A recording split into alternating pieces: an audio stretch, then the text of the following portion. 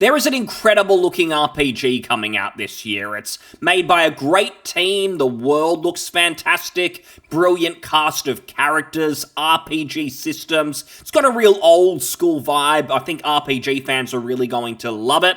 The director of the game, fantastic, really understands the role-playing game genre, and just the people around him, the devs, they all seem to understand what makes a great game. And I am, of course, talking about Kingdom Come Deliverance 2. I hope to talk about that game again very soon when we get some more info, but sadly today I'm going to be talking more about Dragon Age the Veilguard. And I am going to go over what's been a new interview. It's an interview with the director, I believe it is, and it's literally just more of the same old crap. Rather than showing us more of the game, more gameplay trailers, maybe even just showing us some of the classes. Here's some of them in action, have a look at this, maybe some higher level areas where the combat gets more interesting, like they've said and promised, rather than delivering that, actually showing us some video footage. It's just another text-based interview. They've been doing this for months. Originally, when they showed the 20-minute gameplay footage, they made a big point of going, oh, we were originally only going to show 10 minutes, but we're going to double that. We've got nothing to hide. We want to redeem ourselves because you hated the initial character reveal, which was genuinely embarrassing. So having that so-called confidence, here's 20 minutes of gameplay, more than you were expecting, and then just nothing. Crickets, just radio silence since then. They've shown absolutely nothing. And all they do is make these promises of here's all the things you're going to be doing in Veilguard. This has actually bit them on the arse as well. All these text-based interviews, couple of video interviews with the devs just again telling you about the game, not showing you any gameplay footage.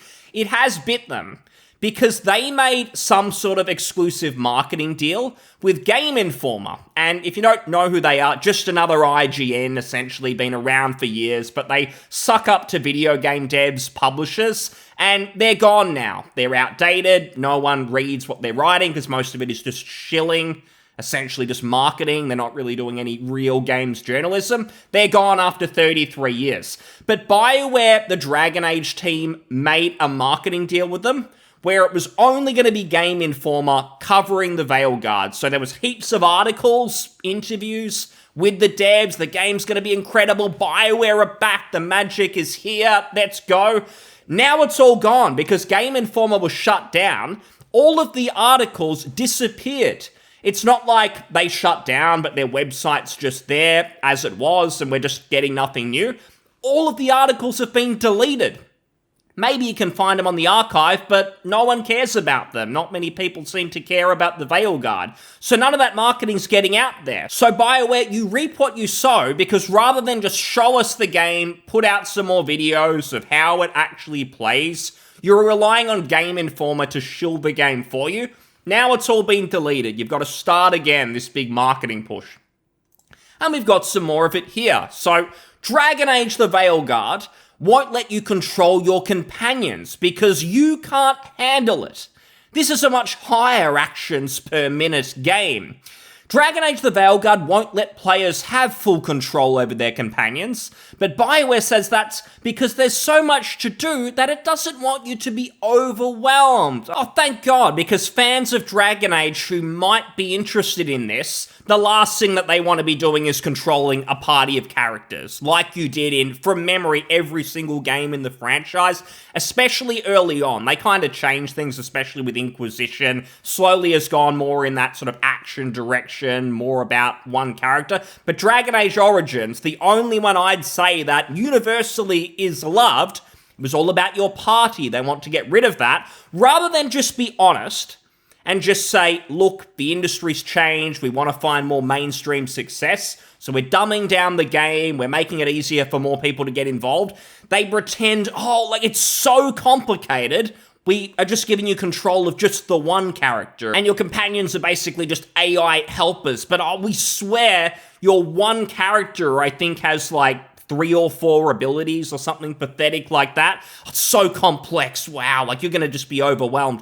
Speaking to Edge magazine, game director Corinne Bush, they, them, explained why Dragon Age the Veilguard is dropping the party-controlling formula of previous games, even as it drops your companion count from 3 to 2. On the experimental side, we wanted you to feel like you are Rook, Bush explained. You're in this world. You're really focused on your actions. We wanted the companions to feel like they, as fully realized characters, are in control of their own actions. They make their own decisions. Why did you even bother remarketing this then? Like, you call it the Veilguard, like it's a team. You made this big point of it. It's your whole team. You're working together to save the world. Oh, but we don't want you to control your whole party. It's just going to be you. It's just going to be Rook, and everyone else does their own thing. Obviously, it's all just garbage. And we've seen this from the leaks where there was no direction in building the Veilguard. They did not have a real clear vision from the start of, here's the game we want to make. Basically, it seems like they were just copying trends at the time, and combat footage of the game was actually leaked years ago, where people leaking it out said that it had a very God of War vibe, and you kind of just got the sense that the team at BioWare just were trying to copy what was popular at that time, which was modern God of War, very action-based hack-and-slash combat. So this crap about, oh, we want you to put you into the shoes of Rook, and you're controlling him, your companions are doing their own thing, blah, blah, blah. All just marketing speak. Really, they just wanted to copy God of War combat. And, all right, what's going to move units? BioWare, we're desperate, because if we have one more flop, EA are going to shut us down like they have many, many other studios. It just sounds like you were chasing trends. You wanted to chase the action RPG market, which doesn't really work with multiple characters, just doesn't suit it. So you went, we're going to go all in action, one character, let's do it. And then Baldur's Gate 3 came out, did extremely well despite having a party focus, being about strategic turn-based combat. Now you've got to make excuses. I bet if Baldur's Gate 3 and similar games didn't exist, they'd just be saying, look, this is the future of RPGs. The old turn-based style, or real-time with pause, original Dragon Age Origin strategic combat, that's outdated. Nobody wants that. We're moving forward into the future. They can't say that because it's not true. They're just chasing trends. They don't care about any of this. They thought this would be where the money is. Probably isn't. The game's just looking mediocre. And she continues here, Dragon Age the Veilguard is a much higher actions per minute game. It is more technically demanding on the player, so when we tried allowing you full control of your companions as well, what we found is it wasn't actually adding to the experience. That says just more about your systems being poor and not suiting Dragon Age. Again, you just wanted to copy what was popular back when you started making this game in the first place. Action-based, hack-and-slash, doesn't suit controlling a party, so you gave up on it. The real truth is this series, the combat has just never had any real direction. You had Origins where they were getting it right. You could have improved on that. That was a spiritual successor to Baldur's Gate. You could have improved the strategic combat, controlling your party, making that even better. Instead, you've just kept chasing the action money. I think originally EA were probably responsible for that. They forced it upon BioWare. But over the years, most competent developers, the old school nerds who actually liked Dungeons & Dragons, they liked old school Dragon Age and all those sort of CRPGs, they've all gone. Now you've got morons working there. They couldn't even make a strategic combat system if they tried. So the sad truth is, this is probably the best that they could come up with, trying to copy some sort of God of War combat, pretend it's all an RPG. We've seen it in the initial gameplay trailer. Looks really dumbed down. It reminds me of like a modern day MMO where the enemy will attack you, maybe a boss, and then a green circle will flash on the floor, and, oh, you better get out of there, or you're gonna take damage. It's just immersion breaking, and it's not what I want from what was once a very promising CRPG series. I think a lot of people who initially got pumped for the Veilguard, they were at least intrigued to hear more. They were thinking Dragon Age Origins. They were thinking maybe we're gonna go back to when this series had the most promise. No, they've gone all in the other direction, and that's why people have lost hype and people just aren't caring. And continuing, Bush admits that the substantial nature of this change might seem jarring, but it's backed up by BioWare's playtesting. I will admit that on paper, if you just read that you have no ability to control your companions, that might feel like something was taken away. But in our testing and validating with players, what we found is that they're more engaged than ever. There is a big problem I see here though, because where are they getting this feedback from?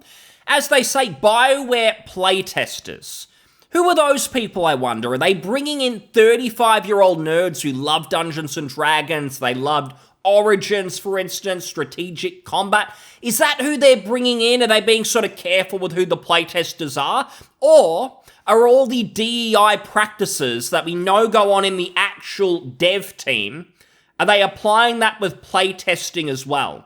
Meaning they're not bringing in people who maybe have different levels of experience with RPGs, with Dragon Age. Some people who maybe love sort of the more hardcore combat and some people who like the action combat. Maybe a good balance of that. Maybe intelligent practices when it comes to who you bring into playtest. Is that going on? Are you making smart decisions, or are you just bringing people into playtest purely based on gender or color of people's skin, ticking every little box and like, oh, we've got 10% of this color of skin, they've come into playtest?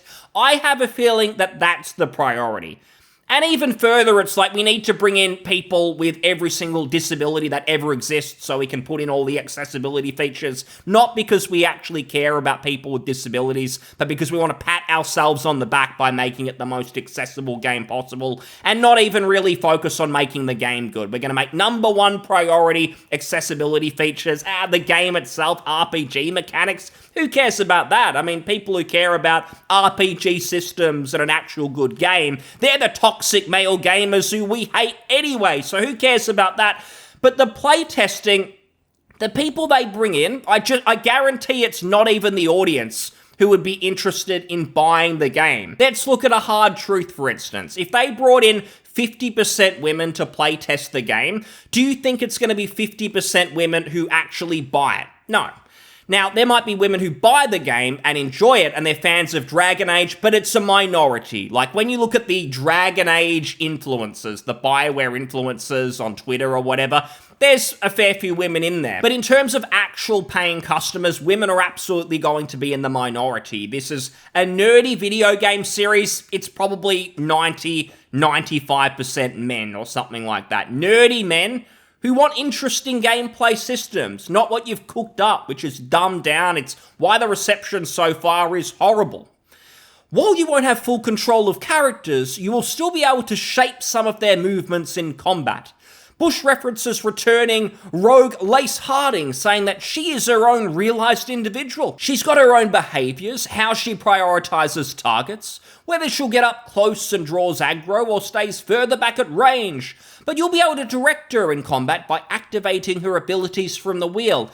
Yet another problem, there's barely any abilities.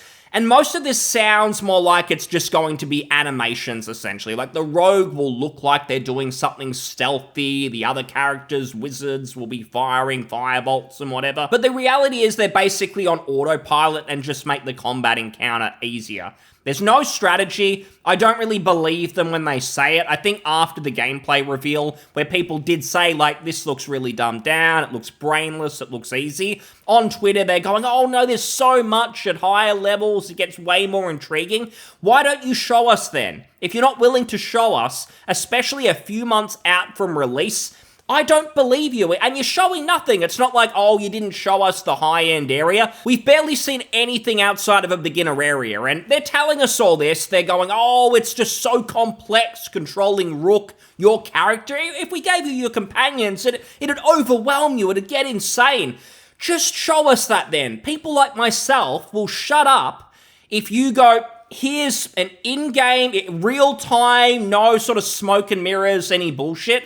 Here's a fight with a boss in a higher leveled zone, and here's what makes it strategic and really interesting, even though you only control your character, and you maybe change a spell or two for your companions. If you just showed us that, it would keep a lot of people quiet, and it would also give people confidence in the game. Right now, I'm not seeing any confidence. The fans, the people who want to like it, they're just sort of saying, look, what I'm seeing, it's not really good, but I'm willing to give it a chance. They're sort of your most positive advocates. I mean, there's some insane people who, no matter what BioWare do, they present a turd on a plate. These people still get excited. They can't stop. Oh, I've got anxiety. I'm so excited. I've seen that opinion many times. Outside of them, like sane people, At best, it's 1 foot in, but nothing you've shown has looked good. So just show something. Put your money where your mouth is. Stop with these text-based interviews where rather than get people more excited, it feels like you just put your foot in it. Saying things like, because you can't handle it, it sounds patronizing, like you think your audience is stupid, but we've seen the people making the game. No one is more idiotic. So just show us the gameplay footage. Do a bit more there, and people might get more enthusiastic. I'm not holding out hope. I think they're hiding it because it's no good, and they know if they show it, then no one's going to pre-order, but we'll see. Thanks so much for listening. I'll see you on the next one. Cheers. Bye.